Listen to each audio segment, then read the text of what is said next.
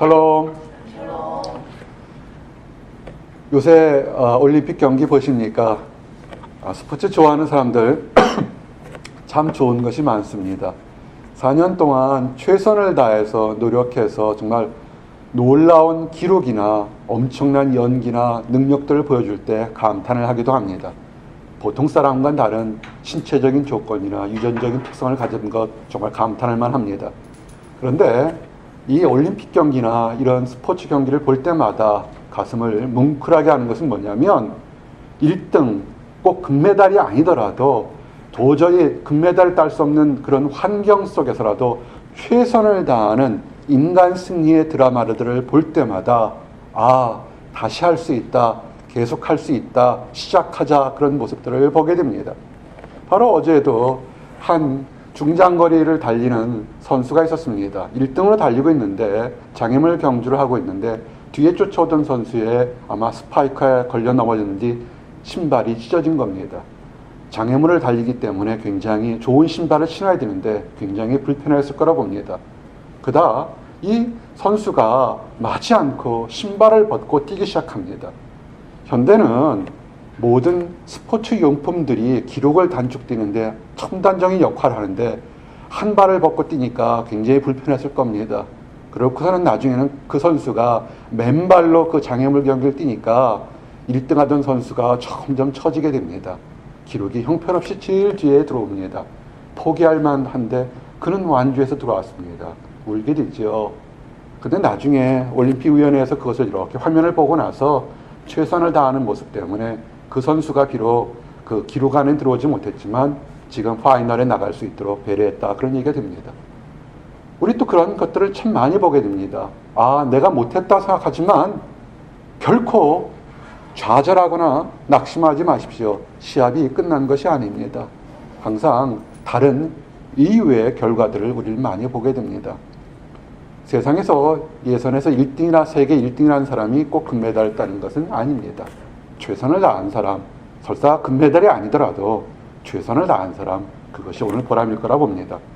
오늘 주시는 얘기는 승리를 주시는 하나님에 대한 얘기들을 여러분에게 좀 나누기를 원합니다.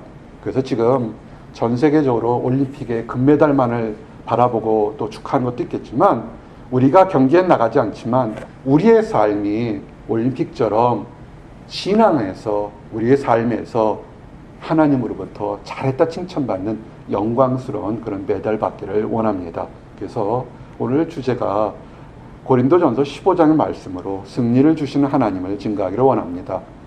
이 고린도전서 15장은 한마디로 이렇게 표현합니다. 부활장, 이렇게 되어 있습니다. 원래 고린도전서 15장의 얘기가 부활에 관해서 집중적으로 증거되어 있는 그런 말씀의 장입니다. 1절부터 11절은 그리스도의 부활에 대한 얘기가 증거되어 있습니다. 그리고 12절부터 34절은 죽은 사람의 부활에 대해서 증거되고 있습니다. 그리고 35절부터 38절은 몸의 부활에 대해서 증거하고 있습니다. 그래서 이 부활이 과연 우리 삶에 어떤 소망이며 우리가 어떻게 힘들고 어려울 때, 낙심할 때, 그리고 겉은 멀쩡하지만 우리의 내면 깊숙이 숨겨져 있는 열등감과 죄책감과 좌절감을 어떻게 극복할지에 대한 그런 단서를, 축복을 찾기를 원합니다. 우리가 이렇게 최선의 노력을 다하면 반드시 성공할 거라 하는 그런 생각도 있지만 그러나 현실적으로는 세상은 꼭 그렇지는 않습니다. 1등 하던 사람이 1등할 확률이 높습니다. 그리고 세상에 착하게 사는 사람들이 꼭 선하게 응답받는 결과를 보지 못할 때도 많습니다. 이것이 우리를 낙심케 할 때가 굉장히 많습니다. 사람들은 얘기합니다. 평안하시죠? 잘 지내시죠? 라고 얘기할 때 많은 사람들이 예라고 하지만 상당수의 많은 사람들은 집안적으로, 가정적으로, 건강, 물질, 대인관계에 다 심각한 문제들이 있습니다. 그래서 아파합니다. 특별히 열심히 노력하고 나는 최선을 다하면 하늘도 내 뜻을 따를 거라고 생각하는 그런 마인드를 가지고 있는 사람들에게 세상은 꼭 그렇지는 않습니다. 세상에는 악한 방법, 치사한 방법을 쓰는 사람들이 더 빨리 승진하고 잘 되고 형통합니다. 때로는 죽을 때 고통 없이 죽는 경우도 상당히 많습니다. 그래서 올바른 사람들이 낙심될 때가 있습니다. 어떻게 할까요? 성경은 이렇게 얘기를 합니다. 시편 37편 말씀의 1절에 악을 행하는 자들 때문에 불평하지 말며 불의를 행하는 자들 시기하지 말지어다. 그들은 풀과 같이 속히 배임을 당할 것이며 푸른 채소같이 쇠잔할 것이미로다. 아멘. 우리가 거룩한 모습을 가졌지만 우리 안을 힘들게 하는 게 뭐냐면 비교의식이나 질투의식이 상대적으로 있다는 것도 인정하셔야 합니다. 선한 사람이 잘 되는 것도 질투할 때가 있고 악한 사람이 잘 되는 것도 시기할 때가 있습니다. 그런데 한번 살펴보시면 우리가 키우는 농작물이 이 땡볕에서 자라는 것이 조금씩 자랍니다. 풀은요, 어제 심은 이제 언제 와서 심겨진지도 모르지만 하루 이틀만 안 벌면 이렇게 키가 넘을 정도로 쑥쑥 자라는 것이 보게 됩니다. 악한 사람들, 세상에 잘 되는 거 시기하거나 질투하거나 욕하지 말라고 성경은 얘기합니다. 왜요? 내가 바보기 때문에요? 내가 3등급 시민이기 때문에요? 아니, 그런 게 아닙니다. 내가 약하니까 너는 그냥 저 밑에 살아라. 그것이 아닙니다. 성경은 정확하게 뭐냐면 여호와를 바라보고 선을 행할 때 그 위에 반전이 있다는 것입니다. 그들이 풀가처럼 배임을 당할 것입니다. 여호와를 의리하고 신뢰하는 것입니다. 성실하게 이 땅에 살아가는 것입니다. 시편 37편 4절에 보니까 또 여호와를 기뻐하라. 그가 내 마음의 소원을 내게 이루어 주시리로다. 아멘. 많은 올림픽의 금메달리스트를 보게 됩니다. 미국에 있게 되면 아무래도 미국 선수들의 올림픽 따는 모습을 많이 보게 됩니다. 거기 그 사람들은 다 잘했어요. 또는 부모님께 감사하는 정도 얘기들만 나오게 됩니다. 한국의 양궁에서 금메달 딴 선수가 이런 얘기를 했다고 합니다. 이 모든 영광, 이 모든 것 하나님께 드립니다. 라고 했답니다. 정말 기뻤어요. 많은 사람들이요, 좋은 논문이나 결혼을 하거나 직장을 갖거나 뭐 할 때 그때는 입을 싹 다뭅니다. 힘들고 어려울 때 주님 도와주십시오 라는 얘기는 많이 하지만 승리했을 때 수많은 사람 앞에 당당하게 내가 노력한 것이 아니라 하나님이 주셨어요 라고 고백하는 그것은 평상시 때 믿음이 별 볼 일 없어도 진정한 믿음이 그대로 드러나는 것입니다. 운동 좋아하십니까? 왜 운동을 이렇게 반복적으로 하게 되냐면 운동이라는 것이 내가 의지해서 내가 이 손을 뻗어야지 저 손을 뻗어야지 할 때는 그거는 1등 선수가 될 수가 없습니다. 운동이라는 것은 습관과 반복에서 내가 판단과 함께 동시에 나의 습관대로 나오는 것입니다. 여러분의 신앙 습관은 어떻습니까? 남이 잘 되고 남이 기뻤을 때 질투하고 입을 삐죽입니까? 아니면 상대방이 잘 됐으니까 내 소원도 하나님의 때에 하나님의 방법으로 들어주실 거라는 확신 속에서 기뻐하십니까? 성경은 이렇게 얘기합니다. 내 길을 여호와께 맡기라는 것입니다. 맡기십시오. 최선은 다하고 성실하게 일은 하지만 여러분의 성공과 실패는 여러분 것이 아니라 하나님께 맡겼느냐 안 맡겼느냐 하는 것과 똑같은 것입니다. 분을 그치십시오. 분을 그치는 것이 분내고 시기하는 것은 선하다고 생각하는 것에 오히려 악행을 하는 것과 똑같습니다. 많은 사람들은 얘기합니다. 하나님께 영광을 돌립니다. 그러면 예수쟁이 또 비난적인 얘기들을 많이 합니다. 뭐 그들의 신념에 대해서 비난하거나 헐뜯고 싶은 생각은 없습니다. 자기 생각이 있을 거고 자기 철학이 있을 겁니다. 그렇지만 한 가지 분명한 것은 인류 역사상 변하지 않는 것은 영원한 삶은 없다는 것입니다. 반드시 생명체는 사람은 길어봤자 120년 후에는 죽는다는 것입니다. 죽음 이후에는 그 위에 삶이 있다는 것입니다. 사회학자들이 통계를 냈습니다. 기독교인들 말고요. 하나님을 안 믿는 기독교인들에게 죽음 이후에 세계가 있을 거라고 생각하십니까? 할 때 생각보다 많은 사람들이 죽음 이후에 사후의 세계가 있을 거라고 생각합니다. 단지 준비들을 제대로 못하고 있는 것입니다. 여러분의 삶, 승리하셨을 수도 있고 초조할 수도 있고 아무런 변화가 있을 수도 있습니다. 하지만 우리가 지금 초조하거나 기뻐하는 이 삶이 영원한 것이 아니라 잠시 잠깐 오면 이 모든 것이 정리가 되고 결산할 날이 반드시 있다는 것입니다. 악인들이 스울로 돌아가며 하나님을 잃어버린 모든 이방 사람들이 그리하루다라고 시편 9장 17절에는 때가 되면 심판의 날이 있다는 것입니다. 이것이 누구를 비난하거나 하는 것이 아니라 믿는 크리스찬이라고 입으로 고백하지만 그 사람의 믿음이 그대로 드러날 때가 있을 것이고, 안 믿는다고 하지만 마지막 순간에 회심해서 하나님을 바라봤던 그런 의로운 사람도 있을 것이라는 것입니다. 성경은 이렇게 얘기합니다.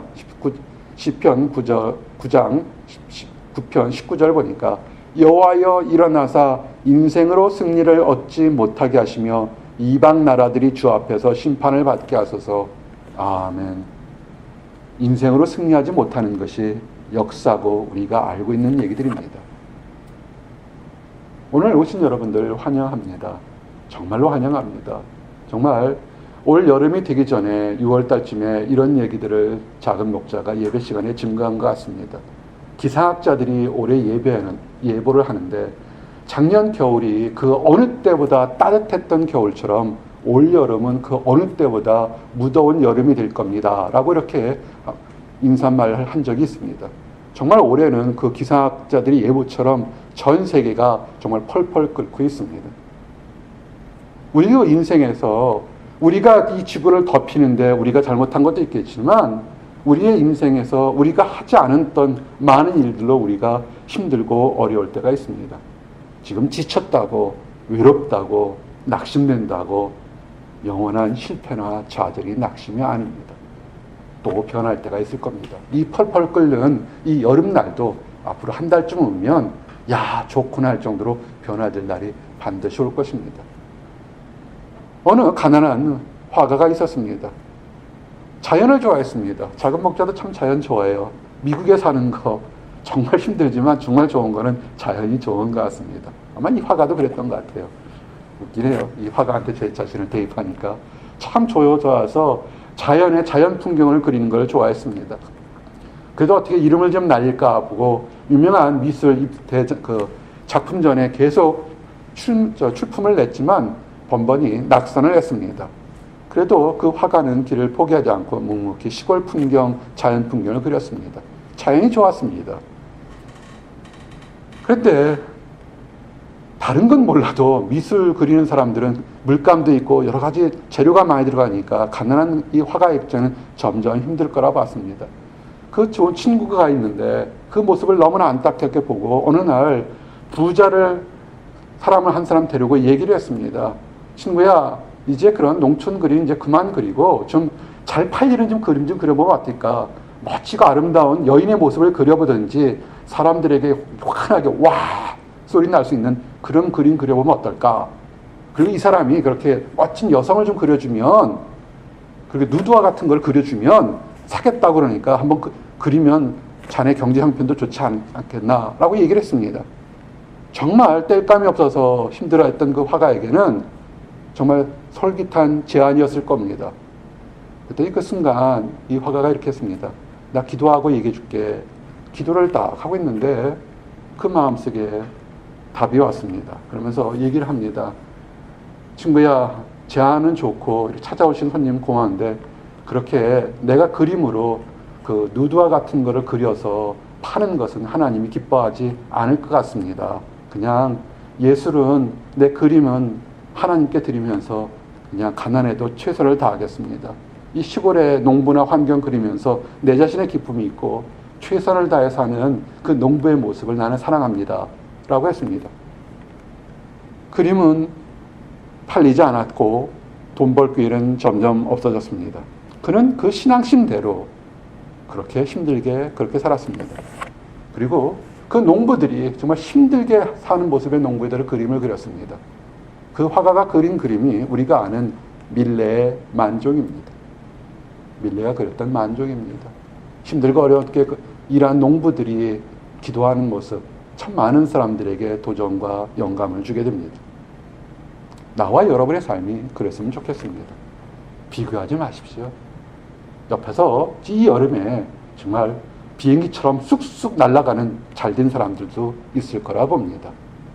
그거 비교하지 마시고 나와 하나님 안에서 소망을 가지며 하나님이 무엇을 기뻐하실까, 그리고 하나님이 나에게 어떤 것을 주실까를 생각하면서 묵묵히 길을 가시기 바랍니다. 때가 되면 칭찬도 받을 거고 때가 되면 인정도 받을 것입니다. 설사 여러분의 삶에, 그리고 내 삶에 살아있을 때까지 인정받지 못한다 할지라도 그것은 짧은 기간에서만 일이지 우리 죽음 이후의 삶에는 또 다른 세계가 있다는 것도 기억하시기를 바랍니다. 그래도 우리가 사람인지라 힘들고 어려울 때는 주변을 돌아보게 되고 내 자신에게 한탄하게 됩니다. 어떻게 하시겠습니까? 한번 따라하세요. 하나님께 부르짖자. 하나님께 부르짖자. 예, 힘들고 어려울 때 하나님께 부르짖으십시오. 사람이요, 감당할 수 없는, 내가 준비하지 않았던 그런 어려움이나 답답함이 찾아올 수밖에 없는 것입니다. 나이가 먹는다는 게 뭔지 아십니까? 내가 노력해서도 해결될 수 없는 문제들을 직접으로 간접으로 보게 되고 경험하게 된다는 것이 많아진다는 것입니다.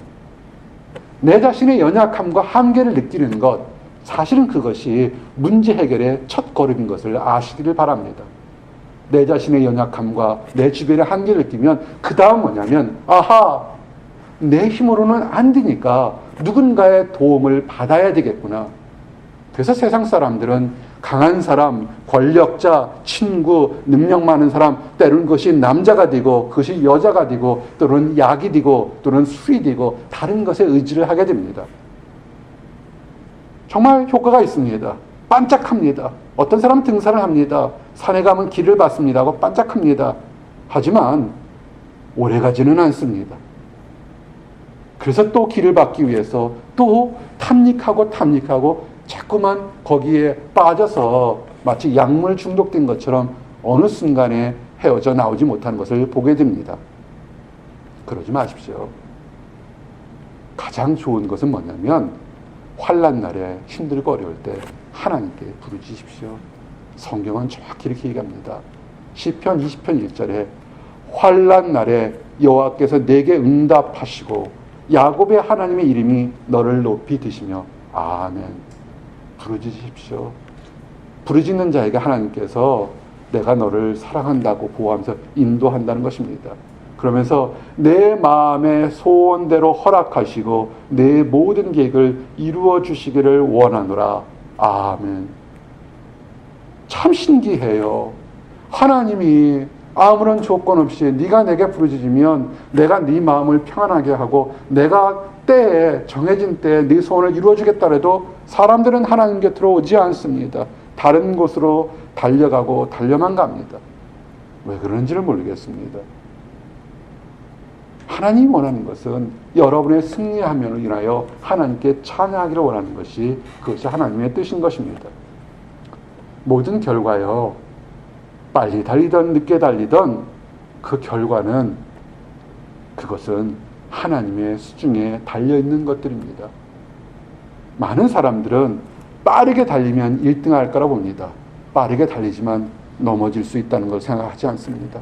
힘이 강하면 이길 거라고 생각합니다. 최근에 미국의 선전 중에 이런 것이 있어요. 한 노인 신사분이 이렇게 나이가 먹어서 벤치에서 앉아서 이렇게 주변에 운동하는 사람들 봅니다. 나이가 먹어서 운동하기는 힘들고 어려서 이렇게 앉아서 서서히 쉬고 있는데 한 젊은 사람이 멋진 운동복을 입고 그 젊음을 과시하면서 막 뜁니다. 손 흔들면서 인사를 합니다. 근데 화면은 확 바뀝니다. 얼마쯤 가다가 그 잘생기고 멋진 청년이 심장마비로 쓰러져 있는 모습들을 보게 됩니다. 노인이 얼른 달려가서 그를 구출하는 그런 모습이면서 심장병 예방 치료약에 대한 얘기를, 그런 광고가 있습니다. 어쩌면 그것이 세상의 모습입니다. 성경은 솔로몬은 세상에서 가장 많다는 지혜로웠던 솔로몬은 이미 그것에 대해서 이렇게 설파를 했습니다. 내가 다시 해 아래에서 보니 빠른 경주자들이라고 선착하는 것이 아니며 용사들이라고 전쟁에 승리하는 것이 아니며 지혜자들이라고 음식물을 먹는 것도 아니며 명철자들이라고 재물을 얻는 것도 아니며 지식인들이라고 은총을 입는 것이 아니니 이는 시기와 기회는 그들 모두에게 임함이니라. 아멘. 성실히 최선을 다하지만 그들에게 승리를 하는 것은 하나님의 때와 하나님의 방법으로 하나님이 허락하시면 임한다는 것이 솔로몬이 인생을 살아보면서 터득한 결론인 것입니다. 이것이 맞습니다. 여러분의 분야에서 성실하게 노력을 하십시오. 교만할 필요도 없고 낙심할 필요도 없습니다. 지금 매 순간마다 기뻐하며 최선을 다하기를 원합니다. 싸우는 것이요. 싸우는 것, 우리가 전쟁하는 것, 지금 올림픽은 총칼 안 들고 싸우니까 많은 사람들이 즐겁게 봅니다. 싸우는 것이요. 이거 꼭 첨단 무기로 이기는 것이 아니라는 것을 우리는 많이 보게 됩니다. 사람의 손도 있겠지만 궁극적으로는 하나님의 손이 있었습니다. 다윗과 골리앗 싸움을 기억하십시오. 많은 사람들이 하나의 동화나 우화처럼 생각합니다. 3m 가까이 되는 골리앗 얼마나 컸겠습니까? 농구장에 한번 가보세요. 미국 농구들 얼마나 큰지 몰라요. 2m만 넘으면 우리 같은 사람은 정말 난쟁이처럼 보여요. 근데 3m가 넘었으니까 평범한 신장의 다윗은 얼마나 컸겠습니까? 그렇지만 다윗이 나갔던 건 딱 하나였을 겁니까? 너는 칼과 단창으로 나오지만 나는 만군의 여호와 이름으로 나간다고 나갔을 때 그 싸움은 뒤집어졌습니다. 잠언 21장 31처럼 싸울 날을 위하여 마병을 예거하니와 이김은 여호와께 있느니라. 아멘. 여러분의 인생에 크고 작은 전투와 전쟁이 있을 겁니다. 그 이김은 하나님께 있는 것입니다. 연구자들이 많습니다. 오늘 오신 여러분들. 실험하기 전에 기도하고 실험하십니까? 기도하십시오. 바쁘게 오늘 안으로 해결해야 된다고 헐레벌떡 뛰지 말고 피피팅 잡고 주님 지혜 주십시오 라고 기도하십시오. 그리고 설사 실패하더라도 감사합니다. 실험과 연구가 내 뜻대로 나오지 않아서 감사합니다 라고 기도하십시오. 누가 합니까? 제가 아는 유명한 한 학자는 분명히 실험이 실패했습니다. 너무 낙심했습니다. 분명히 될 줄 알고 몇 달 걸려서 다른 많은 사람과 연구를 했는데 실험 결과는 정반대로 나왔습니다. 근데 이분이요, 굉장히 훌륭한 신앙인이었습니다. 그가 기도했습니다. 하나님, 이런 연구에 대한 아이디어를 주시고 또한 연구비도 주시고 정말 몇 달 동안 연구할 수 있는 기회 주시면 감사합니다. 실패하는 앞에서 기도하는데 기도가 다 끝난 다음에 다시 데이터를 보면서 보니까 해석이 잘못되어 있던 것, 연구하는 사람이 뭔가 잘못 해석해서 그 원래 결과가 잘못 해석된 것을 발견했습니다. 그래서 아이들 얻어서 그 결과를 토대로 실험을 해서 여러분이 아는 세계 최고급 저널에 낸 것을 알고 있습니다. 실면 거론하지 않겠습니다. 그런 겁니다. 홍해가 앞에 있던 이스라엘 백성을 생각해 보십시오. 앞에는 홍해입니다. 지금 있는 사람들이, 나왔던 사람들이 이스라엘의 정예 군대가 아니지 않습니까? 노인네들, 어른애들, 소, 다 수없이 많은 것들이 다 와 있는데 뒤에는 애굽의 최정예 군대가 마차를 타고 달려옵니다. 좌우로도 피날 수가 없습니다. 언덕이 있어서 도망갈 데가 없습니다. 이젠 꼭 갇힌 도관에 든 쥐입니다. 쥐도 아니죠. 쥐는 물기려다 하는데 이스라엘 백성들이 뭘 하겠습니까? 하나님이 홍해를 갈렸던 것을 기억하시기를 바랍니다. 그럴 때 뭘 원했을까요? 하나님이 이스라엘 백성이 원하는 것, 보답을 원하는 것이 아니라 그들은 모세와 이스라엘 자손이 하나님 앞에서 딱 한 가지를 외치기를, 고백하기를 원했던 것입니다. 출애굽기 15장 2절에 보니까 여호와는 나의 힘이요 노래시며 나의 구원이시로다. 아멘. 이런 사람들이 있습니다. 선하게 살고 착하고 올바른데 다른 사람과 비교해보고 다른 과정과 비교할 때 유난히 힘들고 쉽게 가도 금방 요렇게 하는데 나는 왜 이렇게 힘들게 하는 사람이 있습니다. 안타깝고 그런 사람 볼 때마다 같이 동일한 심정으로 기도하게 됩니다. 근데 한 번만 다르게 생각해 보실 수 있겠습니까? 그 사람에게 힘들게 준 것이 그 사람에게 더 큰 축복, 여호와만이 나의 힘이요 노래시며 구원이라는 다른 사람이 터져나올 수 없는 진정한 간증, 진정한 찬양을 하기 위해서 그렇게 힘들게 한 것다는 생각을 한 번쯤은 해보시기를 원합니다. 유럽에서 있었던 얘기입니다. 나폴레옹 황제가 유럽을 점령해서 승리했을 때 얘기입니다. 유럽을 침공해서 이제 옆 나라인 오스트리아 국경 도시로 막 진격했습니다. 모든 전쟁에 승리하는 승승장구를 할 때였습니다. 그 국경 도시 하나, 펠드리라는 곳을 포위했습니다. 그래서 펠드리시에서는 비상회의를 열렸습니다. 싸우자, 죽기까지 싸우자, 많은 얘기들, 아니면 항복을 하자, 도저히 이길 수 없다. 어떻게 저 나폴레옹 군대를 이길 수 있느냐라고 했습니다. 다들 갑론을박이 일어났습니다. 이젠 공황장애가 있었고 많은 남자들은 죽을 거를 생각하면서 그들에게는 슬픔과 아픔이 다가왔습니다. 그럴 때 한 사제가 일어났습니다. 미리 항복하자는 의견이 나올 때 사제가 일어나서 우리가 힘을 의지하면, 우리의 힘을 의지하면 우리는 질 수밖에 없다.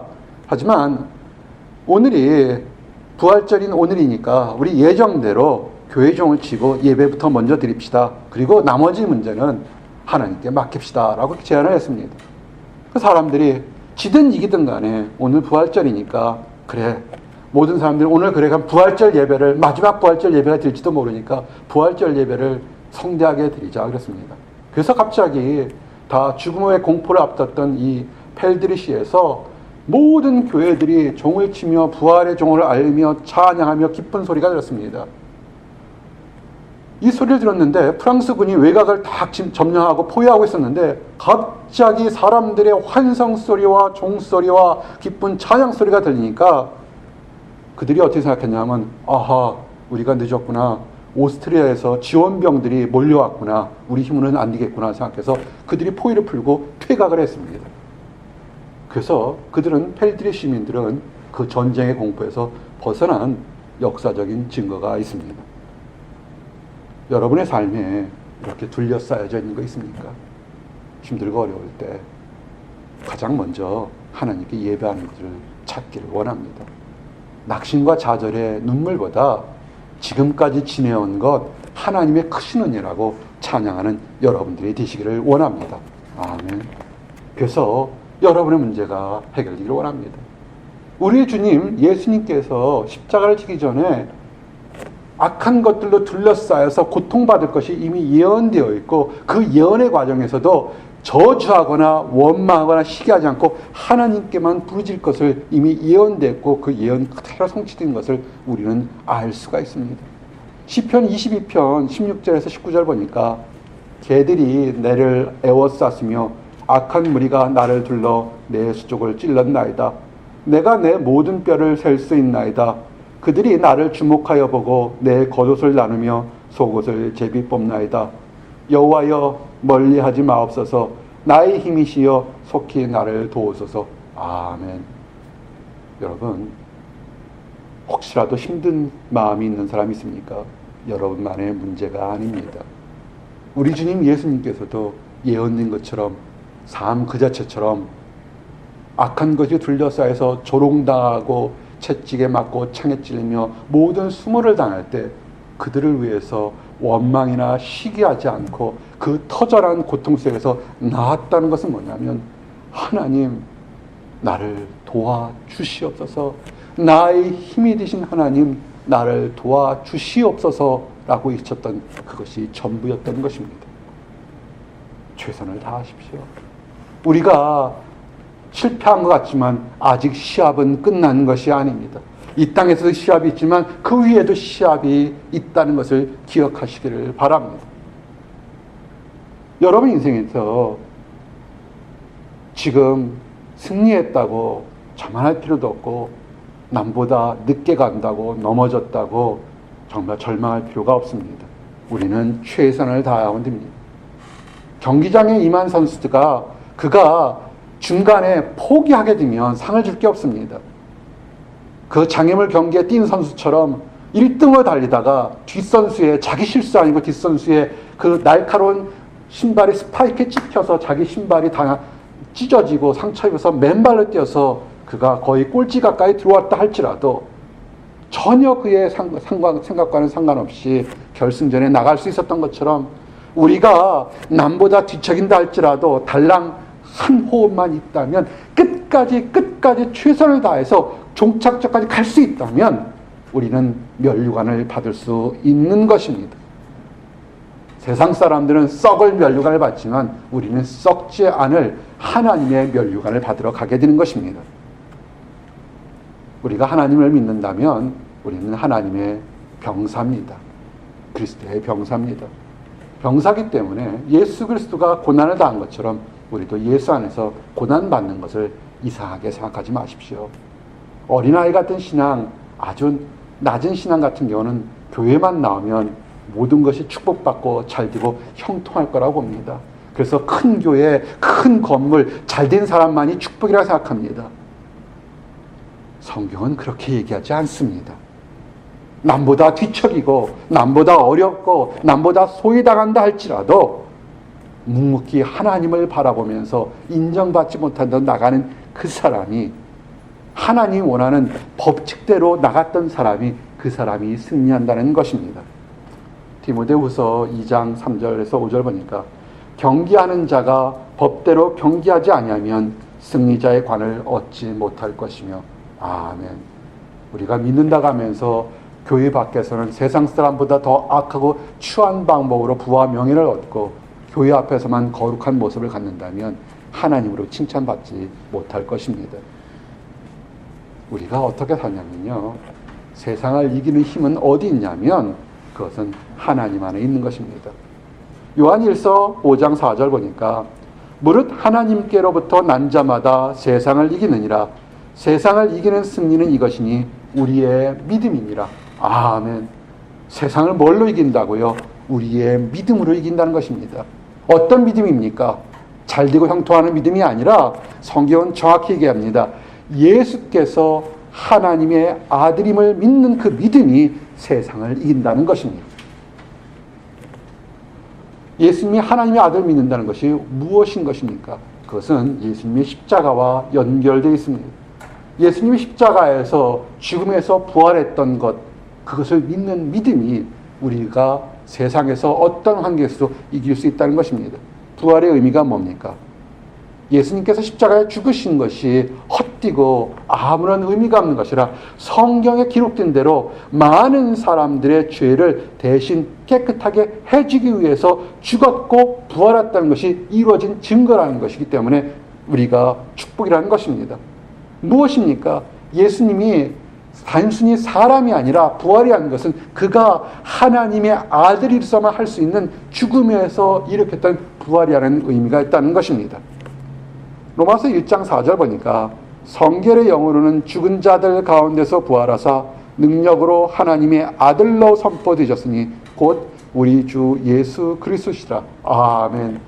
예수 그리스도가 부활한 것, 그것은 뭐냐면, 예수를 믿는 믿음이 뭐냐면 그분이 하나님의 진정한 아들이었다는 것입니다. 부활은 기독교의 핵심이며 증거인 것입니다. 우리가 믿는 것이 교회의 건물을 짓거나 땅을 짓거나 학교를 짓는 것이 아니라 믿음은 뭐냐면 예수님의 부활, 그것이 진정한 핵심인 것입니다. 또 뭐가 우리 세상을 이기겠습니까? 부활 사상, 부활의 믿음은 그 부활하신 예수님이 2000년 전에 예루살렘에 부활하고 사라진 것이 아니라 어제도 계시고 오늘도 계시고 내일도 우리와 함께 있다는 것을 믿는다는 것입니다. 그 함께 계시는 주님이 어떤 주님이냐면 온 세상의 만물의 정복자여 승리자여 임금이라는 사실인 것입니다.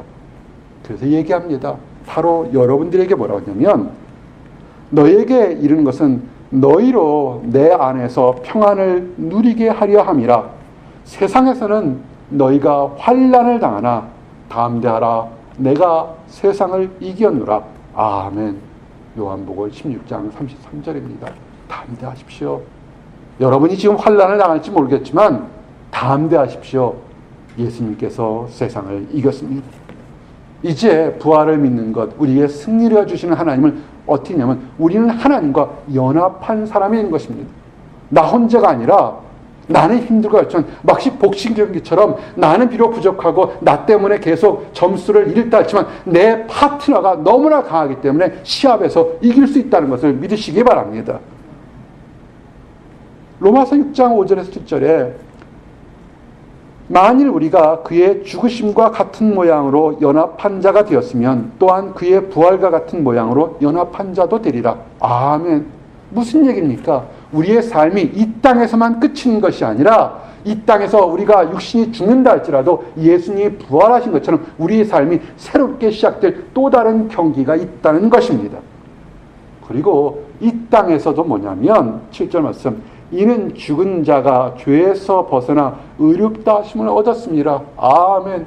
죄책감과 열등과 좌절과 낙심 속에 묻혀 살았던 옛사람에서 죽었던 것이 완전히 벗어나 새로운 사람이 되었으니까 이 땅 살아올 때 새로운 사람으로 당당하게 살고 우리의 이 썩어지는 육신이 죽은 후에는 또 다른 부활로 하나님 옆에 승리로 나간다는 것입니다. 그래서 사망이 다시는 우리를 이길 수 없다는 것입니다. 이것이 여러분만이 가진 생각인 줄 아십니까? 그렇지 않습니다. 히브리서 12장 1절에서 2절 보면 구름같이 허다한 증인들이 수없이 많은 허다한 증인들이 있어서 그들이 했던 것은 인내로서 우리 앞에 당한 경주, 그 앞에 경주한 것을 기억하시기 바랍니다. 2절처럼 믿음의 주여 또 온전케 하시는 이인 예수를 바라보자. 그는 그 앞에 있는 기쁨을 위하여 십자가를 참으사 부끄러움을 개의치 아니하시더니 하나님 보좌 우편에 앉으셨느니라. 아멘. 인내로서 부끄러워하지 마시고 당당하십시오. 예수님께서 십자가를 참으신 것처럼, 그래서 하나님 우편에 영광스러운 자리에 가셨던 것처럼 우리가 지금 환난이나 어려움에 낙심이 있을 때 좌절하고 낙심하지 말고 예수님을 바라볼 때 우리도 때가 되면 하나님을 우편에 계신 예수님 옆에 당당히 서 있을 줄 믿습니다. 아멘. 이제 마지막 질문입니다. 모든 사람에게 질문합니다. 예수께서 이르시되 나는 부활이요 생명이니 나를 믿는 자는 죽어도 살겠고 무릇 살아서 나를 믿는 자는 영원히 죽지 아니하리니 이것을 내가 믿느냐. 아멘. 동일한 질문을 여러분이 합니다. 이 땅에서 힘들고 어려울 때 정말 살아서 믿으면 영원히 죽겠다는 그 예수님을 여러분이 지금 믿느냐는 것입니다. 그 믿는다는 것은 여러분이 아멘이라고 할 때 여러분의 문제가 해결되고 새로운 승리자의 길을 갈 수 있다는 것입니다. 부활에 동참하시고 승리해서 지금의 문제들을 다 내려놓고 승리하는 여러분들 되시기를 원합니다. 기도하시겠습니다. 하나님 감사합니다. 우리가 힘들고 어렵고 무더운 여름처럼 그렇게 답답한 환경 속에 있는 사람들이 있습니다. 아버지, 그러나 이 모든 허물과 두려움과 낙심이 다 사라지고 하나님 안에서 새로운 축복을 받을 때가 있을 줄 믿습니다. 특별히 말씀하신 것처럼 나는 부활이요 생명이니 나를 믿는 자는 죽어도 살겠고 무릇 살아서 나를 믿는 자는 영원히 죽지 아니하니 네가 이것을 네가 믿느냐라고 질문했던 예수님 앞에 네 아멘이라고 고백하는 모든 사람들 될 수 있도록 허락해 주시옵소서. 아버지, 특별히 하나님을 알지 못해서 나의 힘과 나의 능력과 나의 권능만을 믿고 달려가는 사람들이 있습니다. 하지만 언젠간 그 사람들도 때가 되면 인생의 마지막 순간이 오게 됩니다. 아버지, 그때 후회하지 않게 하시고 젊었을 때, 강했을 때, 깨달았을 때 돌아서 하나님 앞에 은혜 받는 모든 사람들이 되도록 허락해 주시옵소서. 특별히 하나님을 안다고 하는 사람이 있습니다. 교회에 출석하면서도 여전히 옛사람처럼 시기하고 질투하고 낙심하고 좌절하고 분쟁하는 사람들이 있습니다. 주여, 그 죽은 옛 모습이 완전히 사라지고 새로운 사람으로 돌아서 기쁨 가운데, 즐거움 가운데, 소망 가운데 한 걸음 한 걸음 나가는 변화된 사람이 될 수 있도록 축복하여 주시옵소서. 감사합니다. 예수 그리스도 이름 받들어 기도드렸습니다. 아멘.